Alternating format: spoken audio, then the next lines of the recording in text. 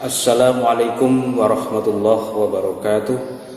Bismillah, alhamdulillah, wa syukrulillah, wassalatu wassalamu ala rasulillah wa ala alihi wa sahabatihi wa man tabi'ahum bi ihsan min yaumina hadha ila yaumina dah. Amma ba'du. Selamat pagi anak-anakku sekalian. Pagi hari ini kita akan belajar bersama tentang Al-Quran Hadis. Subpokok bahasan kali ini adalah Al-Quran dan Hadis sebagai pedoman hidup.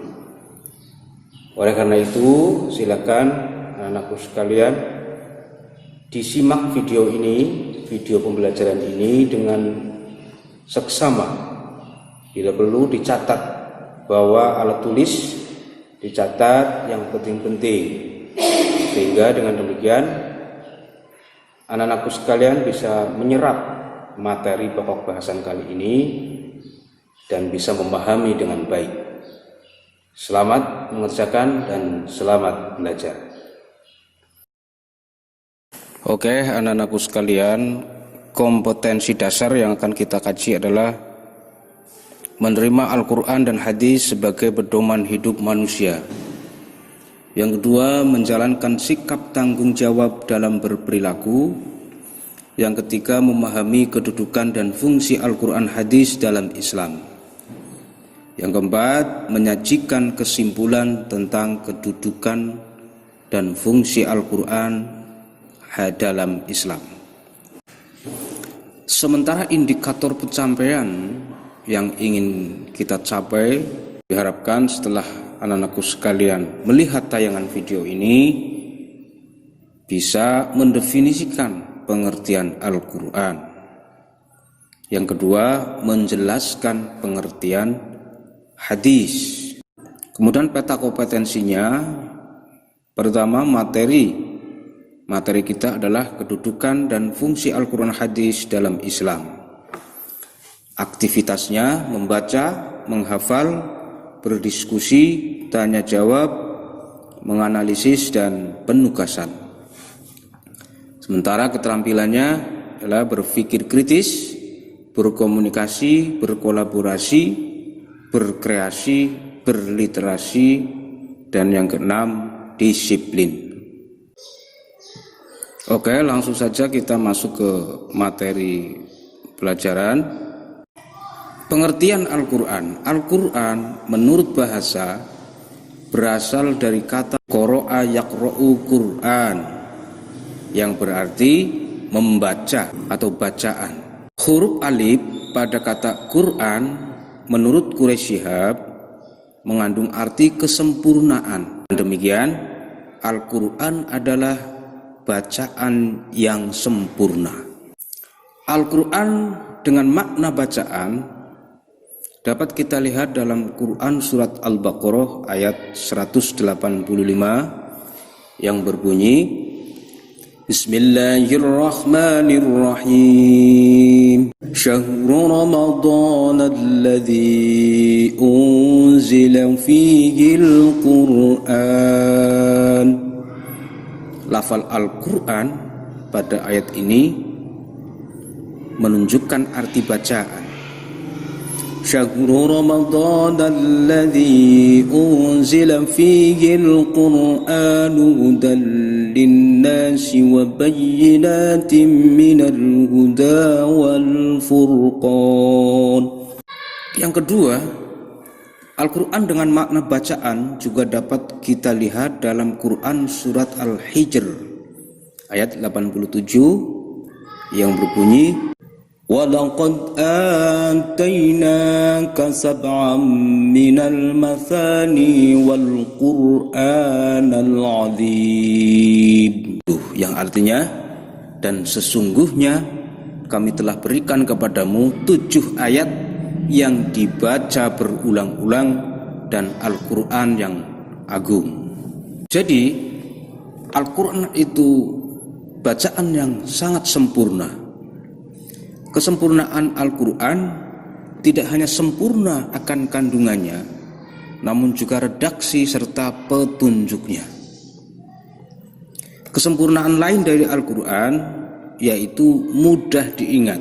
Tidak hanya itu, tidak hanya untuk orang tua, anak-anak pun sangat mudah menghafalnya. Kalau anak-anakku sekalian sering melihat layar televisi, di televisi itu sering ada acara program tayangan televisi yang berjudul Tahfidzul Quran untuk anak-anak. Di situ dibuktikan bahwa anak-anak usia 5 tahun, 6 tahun, 7 tahun mampu menghafal Al-Quran. Itu bukti bahwa Al-Quran mudah diingat baik oleh orang dewasa maupun oleh anak-anak.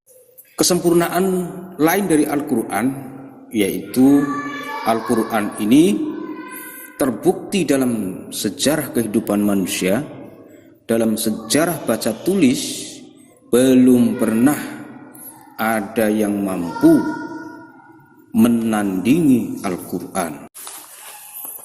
Jadi kesempurnaan Al-Quran itu telah terbukti dalam sejarah bahwa tidak ada satu bacaan pun sejak manusia mengenal tulis baca tulis yang dapat menandingi Al-Quran. Hal ini diungkapkan sendiri oleh Allah Subhanahu wa taala dalam Quran surat Al-Isra ayat 88. Bismillahirrahmanirrahim. Qul in ijtama'atil insu wal jinnu ala an ya'tu bimisli hadzal qur'ani la ya'tuna bimislihi walau kana ba'duhum li ba'din dhahira. Katakanlah, sesungguhnya jika manusia dan jin berkumpul untuk membuat yang serupa Al-Quran, niscaya mereka tidak akan dapat membuat yang serupa dengan Al-Quran, sekalipun sebagian mereka menjadi pembantu bagi sebagian yang lain. Ini artinya jin dan manusia serta makhluk yang ada di bumi ini, siapapun itu, fakta sejarah tidak ada yang mampu membuat sejenis Al-Quran atau yang mengungguli Al-Quran. Ini sebagai bukti jikalaupun jin dan manusia dikumpulkan untuk membentuk Al-Quran, untuk membuat Al-Quran tandingan, sungguh tidak ada yang mampu. Dan ini dibuktikan oleh sejarah sampai detik ini, sampai hari ini tidak ada satupun yang mampu menciptakan Al-Quran tandingan. Selanjutnya, Al-Quran secara istilah.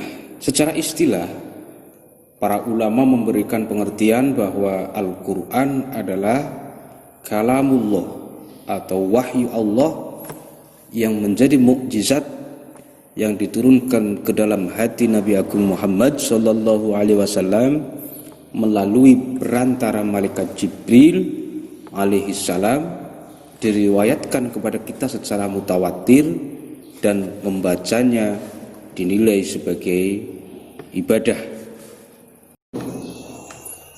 Jadi kesimpulannya dari urian di atas dapat kita simpulkan pertama bahwa Al-Quran merupakan kalamullah, artinya bukan ucapan Nabi, bukan ucapan malaikat, dan juga bukan ucapan makhluk lain. Al-Quran itu ucapan Allah, kalamullah, firman Allah. Itu yang pertama. Yang kedua, Al-Quran merupakan mukjizat. Apa itu mukjizat? Lain kali akan kita terangkan pengertian mukjizat. Mukjizat Al-Quran sebagai mukjizat tentu penjabarannya panjang lebar. Yang penting adik-adik memahami mukjizat itu sesuatu yang luar biasa, yang tidak bisa ditandingi, yang terjadi pada diri Nabi Muhammad SAW, yaitu Al-Quran itu sendiri. Yang ketiga, Al-Quran diturunkan atau difirmankan secara mutawatir. ya, secara mutawatir itu artinya berantai sampai kepada kita, dari Allah, malaikat Jibril sampai ke Nabi Agung Muhammad, para sahabat, kemudian sampai kepada kita. Yang keempat, membacanya merupakan ibadah. Al-Quran apabila kita baca setiap huruf, kita akan mendapatkan pahala dari Allah Subhanahu wa ta'ala. Satu huruf pahalanya 10. Coba kalau kita baca Bismillahirrahmanirrahim, sudah berapa huruf? Tentu banyak sekali pahala yang bisa kita dapatkan dari membaca Al-Quran. Kemudian ini ada tugas, kan tugasnya dikerjakan. Carilah kata Al-Quran di dalam Al-Quran, atau carilah informasi tambahan tentang kata Al-Quran dari berbagai sumber yang terpercaya. Selanjutnya tulis hasil pencarianmu dalam tabel berikut. Nomor 1, kata Al-Quran ditemukan dalam Quran surat apa, teksnya seperti apa, gitu ya. Kemudian materi selanjutnya adalah nama-nama Al-Quran. Jadi Al-Quran itu memiliki banyak nama. Di antaranya yang pertama, Al-Quran disebut juga dengan Al-Kitab.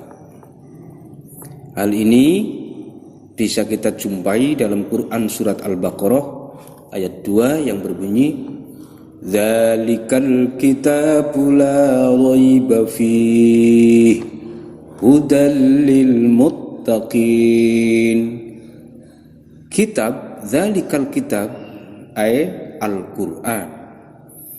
Kitab dalam kurung Al-Quran ini tidak ada keraguan padanya, petunjuk bagi mereka yang bertakwa. Kalimat Al-Kitab di sini bermakna Al-Quran. Dzalikal Quran la raiba fih. Dzalikal kitabu la raiba fih bermakna dzalikal Quran la raiba fih. Yang kedua bisa kita jumpai dalam Quran surat Al-Furqan ayat 1 yang berbunyi, Tabarakalladzi nazzalal furqana ala 'abdihi liyakuna lil 'alamin nadhira. Tabarakalladzi nazzalal furqan. Kata Al-Furqan ini adalah nama lain dari Al-Quran. Jadi maknanya Tabarakalladzi nazzalal Qur'ana ala 'abdihi.